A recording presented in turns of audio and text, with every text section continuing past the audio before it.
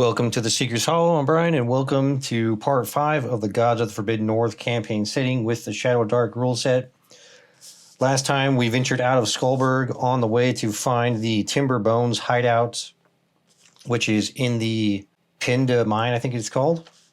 And we decided to travel down the Osteon Road. And at the end of our first day of travel, we found ourselves in the Hex right here, which does have this keyed location. And it ended up being a small cave with a whole bunch, 18 kobolds inside. And probably would have been a fairly inconsequential fight, with the one problem being that the kobolds in the ShadowDark rule set are probably fully twice as strong as kobolds in OSE rule set. And I really should have compared the kobolds in the OSE rule set just to see if there was any real disparity in the power levels and the difficulty. And it probably would have been pretty clear that it would have made a lot more sense to go with the OSE kobolds in order to properly reflect the difficulty level that is intended for this encounter. But instead, we are like almost getting wiped out by a group of kobolds with, a fairly well-equipped party with 4 level 3 characters and 1 henchman. So, but yeah, I think from now on, obviously, I'm going to take a look at the OSE stat block for any monsters that are not included in the converted bestiary, which this bestiary has been converted from the Gods of the Forbidden North, because Gods of the Forbidden North does have its own unique monsters. And so all of those have an appropriate stat block. But for some of the generic monsters, they're not specifically converted out of OSE. So that's why I'm still using those in some cases out of the ShadowDark book. But it really didn't occur to me that there might be a pretty massive power difference between OSE and ShadowDark for such a low level, mook type monster like a kobold. So, but that is actually what happened. So what I'm going to be doing now is we're going to finish out this battle here, but I'm going to be playing with the kobolds basically from OSE, and I will just use some of the stat block here that is specific to ShadowDark, so that those parts of it work. But the things from OSE that we're going to be using is that in OSE they have 2 hit points. Their AC is 1 point lower, so they have a 12 AC. And then they do not come with spears automatically. They basically can come with any weapon that you can choose. And I'm just going to assume that they all have like a dagger or like a short sword or something like that. And now, if we were going to do the whole combat over, I might do a little bit of like random rolling, like say maybe 1 in 4 does have a spear or something like that. But for the sake of just continuing on with this combat, I'm not going to worry about exactly what weapon they have and all that kind of thing. So, and then of course they do not have the dodge ability, the ones in OSE, which is a very big difference right there, and that's a big part of what makes these kobolds much stronger. Now, of course, the ShadowDark kobolds only have 1 hit point. So the OSE ones do have 2 hit points, which is not really that big of a difference. The armor class, the spear weapon, which has reach, and then the dodge ability makes a huge difference in the power. So, but all right, so we've got Mord here. I went ahead and cleaned up this battlefield a little bit. So all of the remaining kobolds, so I think 9 kobolds died in our initial rounds of combat, and also when running over the caltrops, which is almost like a little bit of a way to game them, because they all take 1 damage from that and then it kills them. Of course, that's with the ShadowDark 1 hit point. But now they're going to have 2, so they won't immediately die from a caltrop. And I actually do kind of like that, because it's a little crazy for them to die just immediately from a caltrop, I guess. But so, and then we do have Bob, our henchman, who died. He's basically laying down inside of here. And I think he basically died like last round, or maybe he died like right on this round here. So he unfortunately just expired, and he will be gone, and he really didn't last that long. And so we're going to have to consider if we need to get a new one after this. Of course, it's going to depend on how well this goes. Now, our other characters, they did run away, and Wolf especially only has 1 hit point, so he is really not in a position to be engaging in battle. But I think we are going to want to have Brahm and Baros run back over here. So I think they will look over their shoulder maybe in the next round, and they will run back. But we're going to have to go at least 1 round right now without their help. So they won't be able to come back until next round. So is Mord going to be able to survive 1 round here? We're going to have to figure that out. So let's roll for initiative here. And very good. We did beat them on the initiative just by a couple points there. So Mord is going to go first. Now Mord does have the possibility of running away here, but I think that there is some strength checks involved. So he would have to make at least 1 strength check to push by one of these. And you'll notice the way that I set this up is the way I handle combat for myself, like especially when I'm doing Theater of the Mind, is I play that 1 character can only be surrounded by 4 enemies maximum. That's just a rule that I use. So they can only attack from the direct orthogonal sides. I don't do diagonals, especially if you're using an actual square grid. Diagonal movement does distort distances, so I actually don't use diagonal movement on square grids. So that's why I'm only using the orthogonal directions. And I also just like to have it limited to where only 4 creatures can attack a character at one time. Now, of course, if the other creatures do have a weapon that has range, then there's going to be more that can attack. But at least for melee, they can only approach from these direct sides like that and not from the angles. All right, so Mord is going to have to push past if he wants to run away here. And I think it would probably be better for him to run at least until the other guys can come back to help him.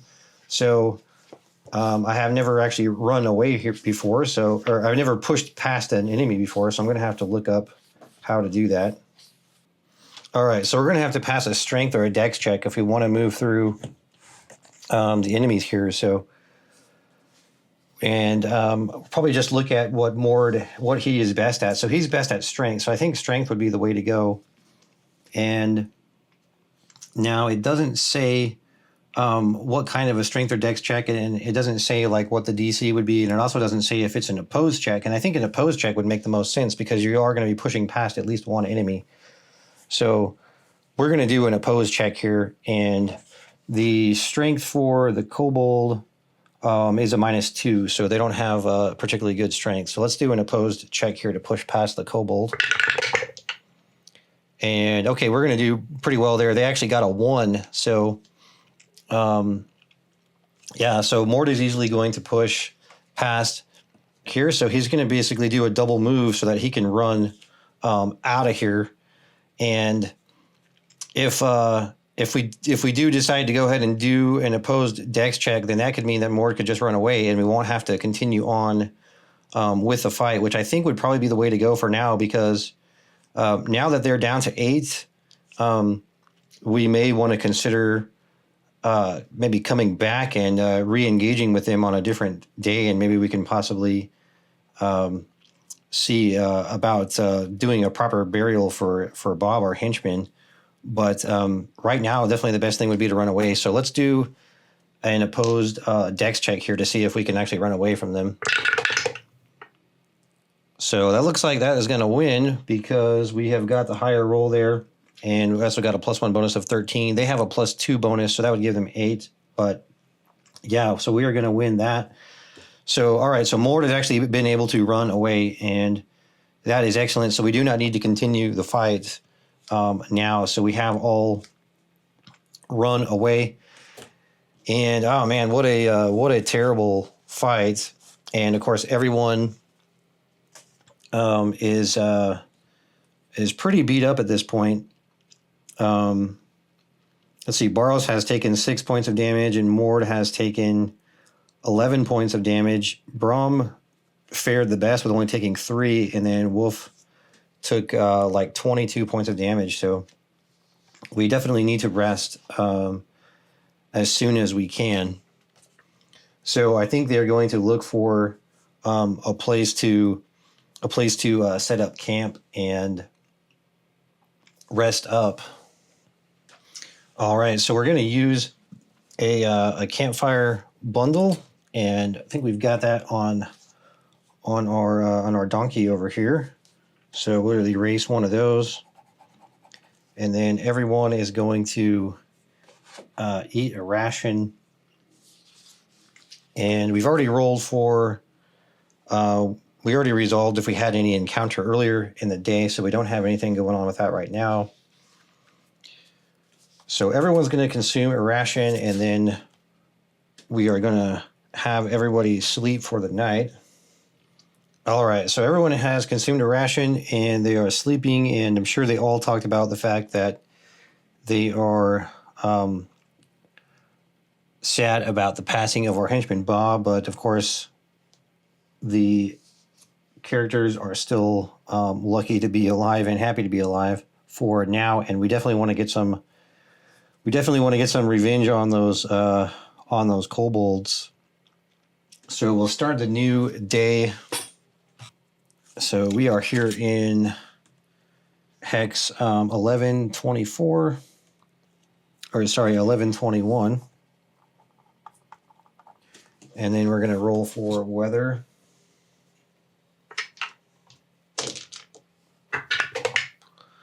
And that is a 10, which is the same as what we had. So we're going to have rain and calm again.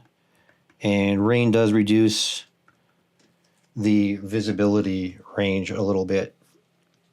All right, so it is now Saturday the 13th. So we're on our fourth day now of our adventure here. So if we want to, we can make our way back to the kobolds, and we can see if they are there. And I would imagine that they are going to be there, at least a high chance that the kobolds are going to be there. So let's roll a oracle here, and then we're also going to add in the fate die as well, just to spice that up and see what happens. And I'm going to say it's a high chance that they are still there, so any blanks are going to count as a yes. Okay, so that's going to be 2 yeses, which cancels out the no die here on the judgment die. And then we have a boon, which is what the sun symbol indicates. So that means that, yes, they are here, but there's also something in our favor. And I think we'll say that they are here, but when we come into the area, they surrender. And they do not wish to fight anymore. We'll say that that's what the boon is. And we tell them that, of course, we are very angry with them about how they killed Bob, our henchman, and they say that they're sorry and they're willing to give us his corpse so that we can bury it. And of course, the items from his corpse, we'll probably take those. Yeah, so we'll be able to bury Bob. They'll give us all that stuff. And they also, to appease us, they're going to give us the little bit of loot that they have, which is 17 silver and a white pearl. So they say, please take this this silver and this white pearl and spare us, leave us be, do not kill us. And even though we are, of course, upset with them, we agree to their terms, and we decide not to attack them because we also took our own fair share of damage. So I'm going to write in here that we have this white pearl. And for Bob's items, I think we'll take the rations, and I think we'll leave the rest, and we'll bury him with the rest. So yeah, okay. So we also got the 17 silver. which is basically going to be 1 gold and 7 silver. So it's going to be 57, no, 58, and then 2. So yeah, so we walk out of the the cave there, and we find a nice place, some kind of nice scenic place to bury Bob, and everybody pays their respects. And yeah, sorry, Bob, we hardly knew you, and we wish that it could have been better for you. But yeah, luckily we didn't have to have more bloodshed, actually. So it's a good thing that we got this little boon here, and they were willing to be peaceful and surrender. So now we need to decide if we want to push on to confront the Timberbones, or if we want to go back probably to Skullberg, get a new henchman. And that is a pretty tough choice. I think I would like to get maybe a veteran henchman. I think we could say a veteran henchman would be, I guess, level 2 or 3. Maybe we could just roll a die for that to see if they're level 2 or 3. That seems like probably the sensible thing to do, because if we are any weaker, combat is going to be pretty tough. So yeah, I think what we'll do is we will go back to Skullberg, and we'll pick up a new henchman, and then we'll make our way back again. And I'm going to roll for an encounter here. If we don't have an encounter on the road, because we should be able to arrive back in Skullberg by this evening. If we don't have an encounter along the road, then I may just skip a little bit of stuff, and I'll come back with you when I get to Skullberg and do a roll to see what henchmen are available. So yeah, let's see if there is going to be an encounter first. This is going to be a 3 and 6 along the road. And yeah, there is going to be an encounter. So let's take a look at the table for the Ostion Road. So the first thing we're going to need to do is roll a D8 here. And that's going to determine what table we're going to be rolling on. So we got a 5. And a 5 is going to be the special encounter A table, which generally, kind of the way I broke this up, the A encounters are usually ones that are a little bit more peaceful, more of a role-playing opportunity, kind of, sort of. So let's roll on there. We're going to roll 1d6. And we got a 1, which is a band of adventurers. 1d3 warriors, 2 casters, and 1 expert. So, all right, let's roll all that out. Actually, I think the first thing I'll do before I roll all of that out is we're going to try to determine what their alignment is. And I haven't really thought of how likely it would be that some adventurers are chaotic. You would probably think that chaotic ones would be a little less common. So I think what we'll do is on a 1, they are going to be chaotic. And then on a 2 to 4, they're going to be neutral. And then on a 5 to 6, they are going to be lawful. Okay, so they are chaotic. So that's not good. So now we're going to want to roll for the reaction here. So I'll roll that before I go ahead and roll out all the rest of the stuff. So they are going to be at a -3 on reaction due to the fact that they are chaotic. All right, so that's a pretty decent roll there. We got a 9, but with the -3, I think that's going to put them pretty close to being hostile, unfortunately. Yeah, so 0 to 6 is going to make them hostile, but because these are basically humans, I'm assuming that they're humans of some sort. Maybe we could play the charisma mod in there, because I wouldn't play that with monsters, but I think it would make sense with humans that there's at least the possibility of charisma mattering in here. So let's see who has the highest charisma bonus here. Got +2 on Brahm.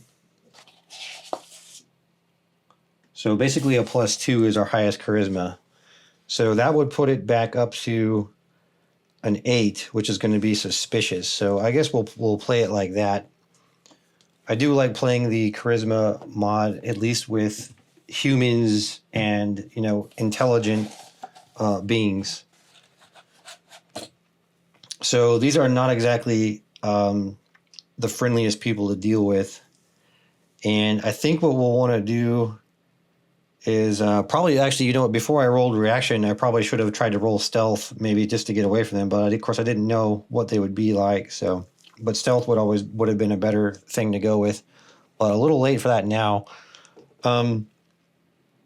So yeah, I think we're going to we're gonna probably roll on. We're going to roll the Oracle dice here, and then because they are suspicious, we'll say that one blank is going to count as a is going to count toward like a negative result. So if we get a yes result, then that's going to be that they're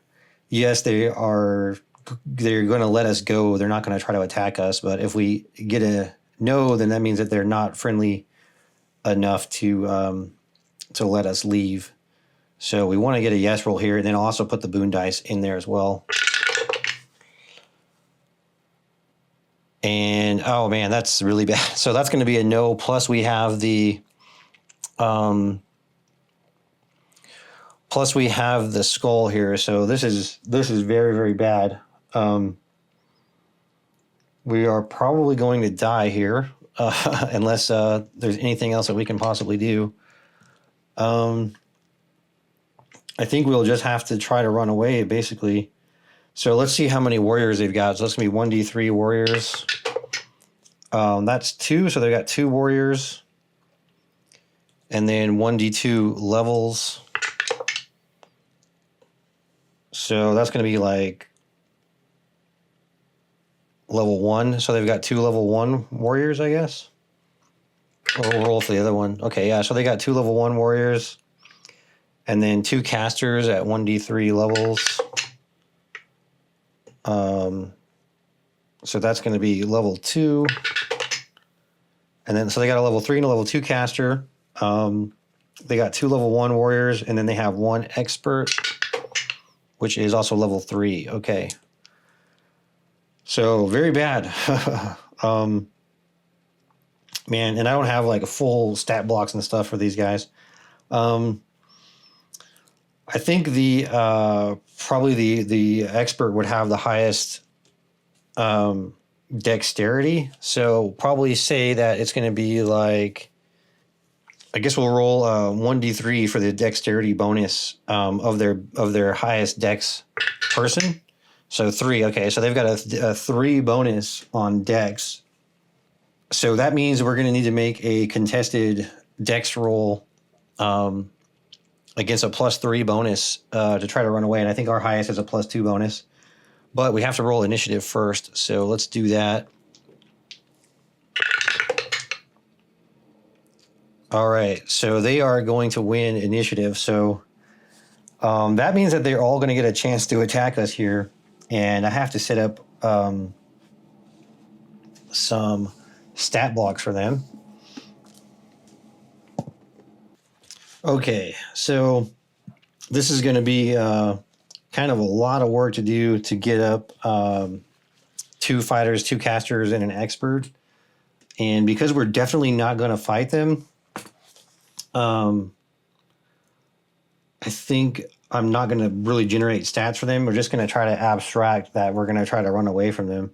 So I think what I will do is I'll just abstract 2 fighter attacks, and we're going to roll a d4 to see who they're going to attack.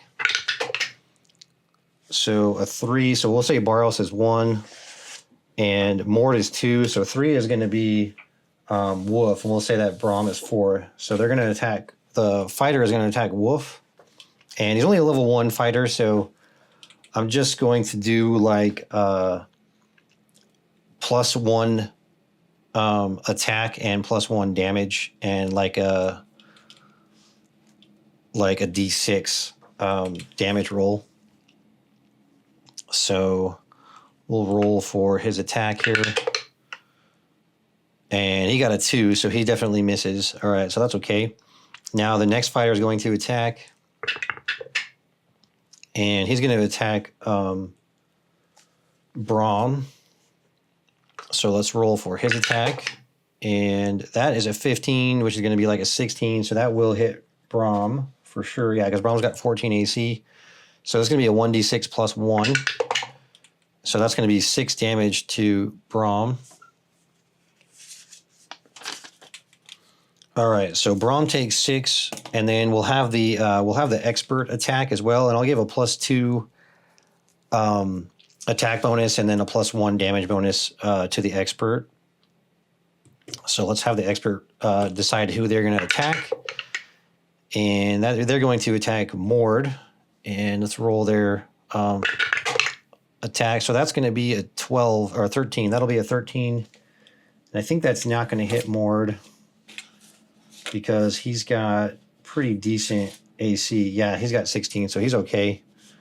And then now the 2 casters are going to attack, and I'm going to pick like 2 level 1 spells that they can cast, probably like a magic missile or something like that. Yeah, we'll just do 2 magic missiles. So let me find that. So they're going to get advantage on their check to cast this. So we'll say that they've got I think they're both level 2 is how we rolled that. So we'll give them a +2 intelligence bonus, +2 intelligence mod. So this is going to be DC against DC 11 here. All right, so that's going to miss. And then we'll have the second one attack. And that's going to be 9, 10, 11. So they are going to, the second one is going to hit. And let's see who they're going to hit. They're going to go after Braum, and magic missile. Oh yeah, they actually had advantage on this. So let me roll again for the first one. Okay, 9, 10, 11. Okay, so they're both going to hit. Let's see who the other one's going to attack. All right, so one's going to attack Braum, and one is going to attack. 2 is going to be Mord. And then they're going to do, what, D4 or 1D4? Okay. So, well, I'll roll that. Okay, so we'll just say 1 damage is going to go to Mord, and then 4 damage is going to go to Braum here. So, Braum is already at less than half. Mord will take 1. Okay, so that's all of them. And now we can do a double move, and then we're going to roll a contested dex check. And, oh, my God, they got a 20. Oh, my God. Oh, the dice just hate me. I think we are really, really cursed. Yeah. So we did not escape. And we're going to roll initiative again. And, of course, we did not win on initiative. And, man, I really feel like just starting the entire game over again right now. I don't know if this would be considered cheating, but I'm going to use a luck token for this right now. So we're going to use one of Barros's luck tokens, and we're going to re-roll this. And we lost again. Okay, so we only have 1 luck token on each person. Can you use a luck token on the same thing twice? Probably not. Okay, so no, you cannot roll like 2 times on the same thing. You have to accept the second result. So we have to go through another attack phase here. So let's have the warriors attack. So one's going to attack Braum, who unfortunately is almost dead. And then the other one's going to attack Wolf. So let's have the first one attack Braum. 9, that's going to be a 10 with the bonus, so that's not going to hit. And then that's going to be a 12 with the bonus against Wolf, and that will hit, unfortunately. And that's going to be a 1d6. So that's going to be 2 damage to Wolf. And Wolf has full HP right now, but he just took 2. So he's down a little bit. Okay, so that's the 2 warriors. Then we're going to have the expert is going to attack somebody. They're going to attack Wolf, and they have a +2, so that's going to be 13. So that is going to hit, and then they have a +2 damage. And oh crap, that's going to be 8 points right there. Okay, so Wolf is hurting pretty bad. Now the 2 mages are going to attack. We're going to roll their, they need to make a DC 11 check for Magic Missile again. And they are both going to hit. And who are they going to attack? They're going to attack Wolf and Boros. And then this is a D4 damage. So this is going to go to Boros, 4 damage. Wolf, 4 damage. Lovely. All right, so Wolf is pretty close to being dead. He's only got 3 left. Okay, so we're all going to double move again, and then we're going to do an opposed dex check here. And of course we lost. I am going to use a luck token for that. I'll just use, we've got 4 total, or we'll have 3 left, so I'm going to use 1 more luck token. And of course we lost. All right, so we're not able to escape. Now let's roll initiative, and I will use a luck token on this if I have to. Yep, and I'm going to have to use a luck token. And okay, we finally got a 20, so we're going to have initiative first. So we're going to do a double move, and they're going to have to do a double move to chase us. And we can check. We can do the dex check for to escape here. And 15 and 17, so they win. We do have 1 luck token left, so I'm going to use that. Or wait, no, I don't think we have any luck tokens left, do we? No, we do not have any luck tokens left. So we fail that. So now we're going to roll initiative. And okay, we did win initiative, so we're going to do a double move. They're going to follow us, and then we're going to dex check. And they got a 20, of course. I just want to run away.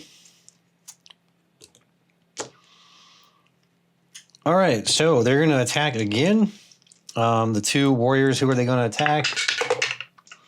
They're going to attack Braum and Mord. And then let's roll their attacks. And an 18 and a 2, so one of them is going to hit. We'll say that it's going to hit Mord. And let's see the damage. 3 damage to Mord. All right, and then the expert is going to attack. Who are they going to hit? They're going to go after Boros, and then they're going to roll their attack. 12. That'll be 13, 14 with their bonus, which I think is probably just enough. No, it's not enough to hit Boros. Okay. Now the 2 mages, they need to pass a DC 11 check here. And they will not pass. Okay, lucky there. Okay, now we do a double move, and then we roll the opposed dex. And, oh, did we finally win? So we get a +2 bonus, and they have a +3, so it's going to be 4 versus 5. So we did win by 1 point. So we run away. Wow.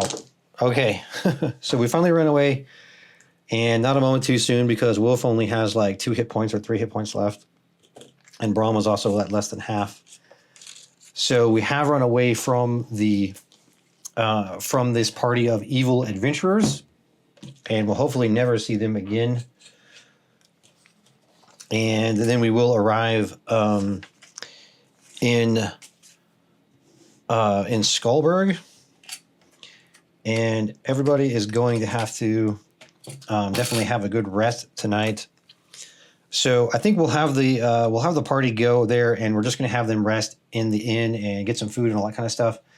And just for the room and the food and all that, I'll just go ahead and take 5 gold off for everyone's total cost. And then we'll advance to the next day. Everybody's healed up, but we do not have any luck tokens left. So that really is very unfortunate, because when we get into combat, it would take on the Timber Bones tribe, we're not going to have anything like that to kind of fall back on. So that is very unfortunate. All right, so everybody is rested up. We're going to the next day. Let's roll for the weather. And that is going to be 3, which is clear and calm. So everything is pretty nice here. And we are back in Skullberg again, which I think is 1624. No, 1620. So we're in hex 1620. And let's roll for the companions that we have available. Hopefully we can get a veteran, which we'll say is going to be... I'll just say the veteran is level 3. I think that makes sense. So let's find that table again to roll on.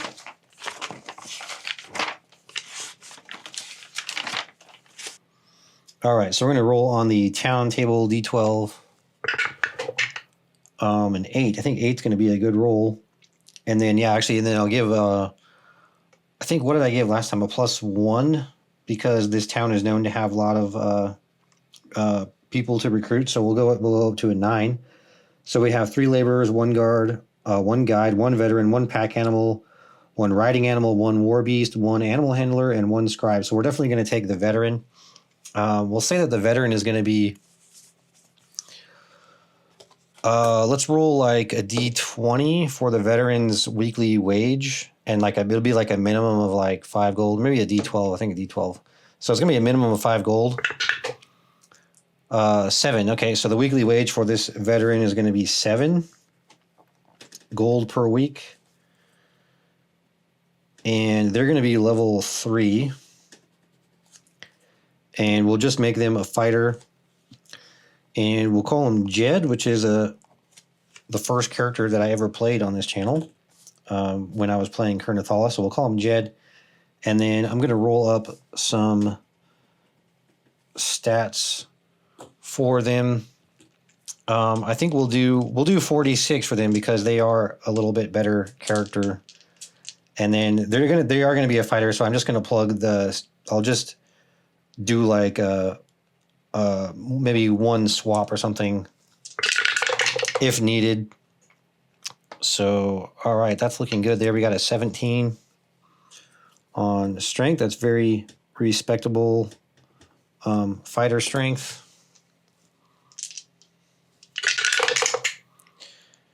And then 11 for dex. That's pretty decent. And 12 for constitution. Okay, so we got pretty acceptable fighter stats already.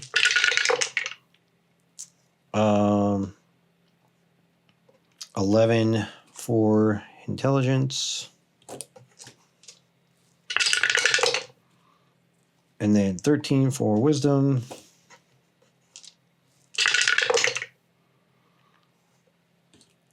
For charisma. Okay, so that's pretty good. We can just keep it like that. Maybe I'll swap wisdom with dex. I think 1 swap is fair enough. You want somebody who's going to be at least somewhat decent here. So 17, I think that's going to be a +3 mod for that. So that's pretty good. 13, we're looking at a +2. 12, we're looking at a +1, I think. And 11 and 10 is nothing. Okay, so as far as weapons and items and stuff, yeah, we'll keep him with all the same stuff there. So he's going to have, well, because he's a veteran, I guess we'll give him some chainmail because he's a veteran. All right, and there's the other slot for the chainmail.